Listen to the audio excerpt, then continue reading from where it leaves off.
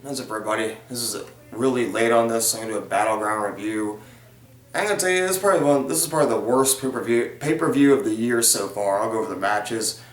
Breezango defeated the Usos, which was on the pre-show, which was an upset to me. Dango and Tyler Breeze actually winning matches when the Golden Truth beat them not like a month ago at Money in the Bank. They just need more tag teams. The Usos are getting pretty still, I guess. You know.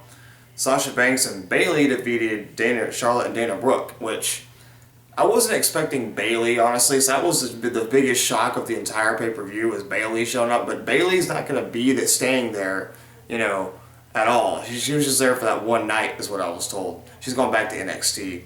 The Wyatts defeated the New Day, and the Wyatts are now disbanded because of the draft. New Day finally getting defeated, Sami Zayn defeated Kevin Owens. Now, the question between Sami Zayn and Kevin Owens is this, who's going to become WWE Champion first, Kevin Owens or Sami Zayn? And it would really piss off Kevin Owens or really piss off Sami Zayn with whoever won the title first. I like Sami Zayn, though. He's one of my favorites, so, Natalya defeated Becky Lynch, no surprise.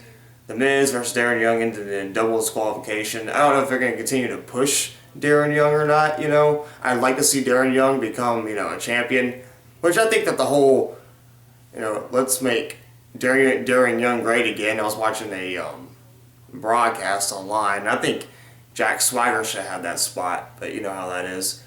John Cena and Enzo Amore and Big Cass defeated the Club.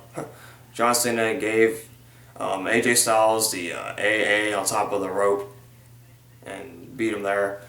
Randy Orton returned. I thought he was really boring at the pay-per-view. Thought he was really stale, same old boring Randy Orton.